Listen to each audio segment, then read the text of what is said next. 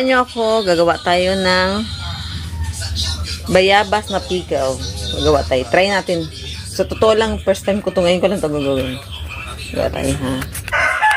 Sayang kasi ba? Ayun, yung iba nga parang malambot na nga ito, oh. Yung iba, pinamigay namin. Nag-iwan lang talaga ako ng 4 para gawing pickles. Yan, gawin tayong pickles. Tatanggalin lang natin yung buto. Ilagay natin isama. Yung balat lang. Yan. Ayan na, slice.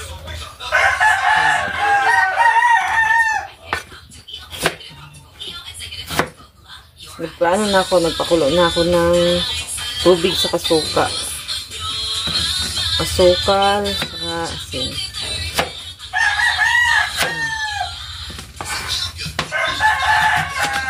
Gusto na gumawa ng mga vegetable na pickles kaso dami kong trabaho ngayon. Sabi ng mga anak ko, magawa ka ng carrots na pickle. Masaka na lang pagka hindi na ako siya dumaraming gawa. Sayangan lang talaga ako dito kasi siningit ko to. Sayang mabulok. Pwede naman pakinabangan. Yung niya, yung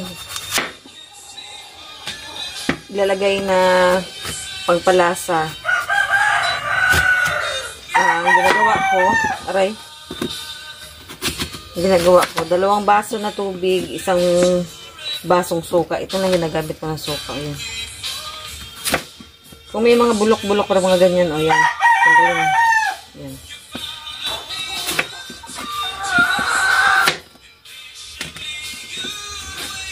Sarap may ganito pagka kumakain ka, may prito ka na isda. Sarap. Minsan kahit hindi kumakain binikilaw na lang. Ngata-ngata. Na-imagine ko pala na gano'n ako. Parang sarap ng kainin. I-stock mo to ng 2 weeks. Ilagay sa ref. Pwede rin hindi. Kung wala kang ref mo, pwede rin din sa ref. Tanggalin mo lang to, mga buto.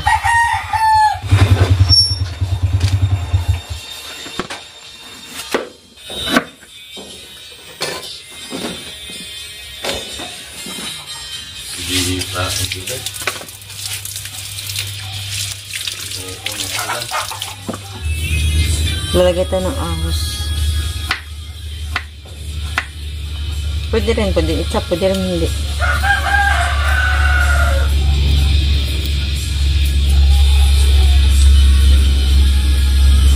Dapat marami sana nito kasi hindi ako nakabili. Kalimutan ko.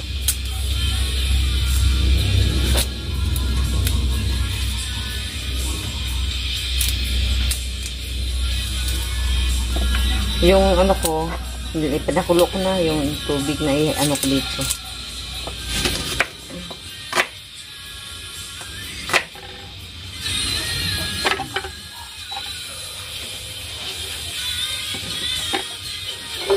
Sterilize ko na to. Nalagyan ko na ko ng tubig init.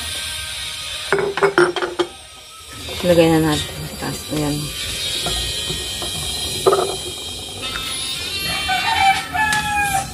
Lagyan natin ng ganito.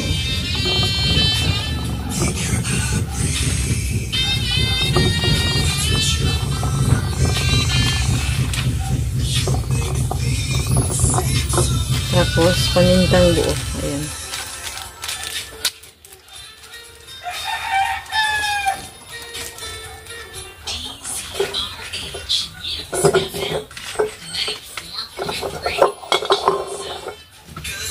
Kasya lang sa 2.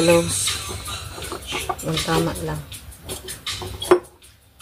Lagyan natin isa-isa. Parang pong palasa lang siya.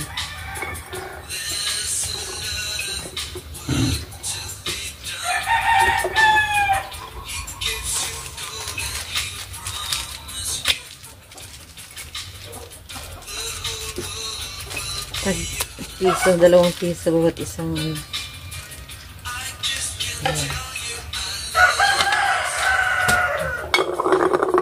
lalagyan natin ito ng tubig. Ayan, nilagyan ko na yan ng suka, saka tubig na pinaghalo. Nilagyan ng asukal, saka asin. Kailangan kulong-kulo. Kulo siya, mainit. Punasan lang natin yung bunganga nito. Ayan. Aray, init. Ang init. Nasa lang natin tong kanyang bunganga. Ayan. Ang init pa siya. Takpan natin.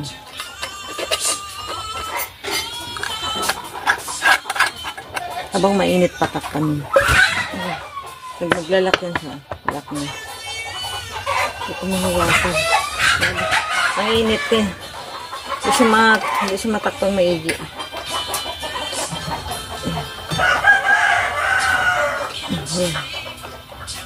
Ayan, tapos na.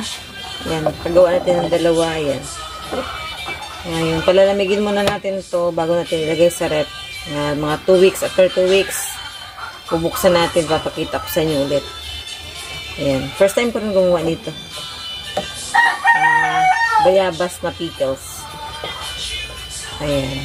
Kasi itapon nyo yung mga, kung marami yung mga bayabas, kasi itapon nyo. Gawin nyo ng ganito. Simple lang panglagaan ano nyo nito, ng tubig nito. 2 basong tubig, 1 basong ganito. Asukal, kayo nang bahala kung sino matamis. Bahala na kayo magtimpla. Ayan. Pakuloan nyo yung kulong-kulo. Ayan. Yan lang. Thank you. Thank you sa panonood.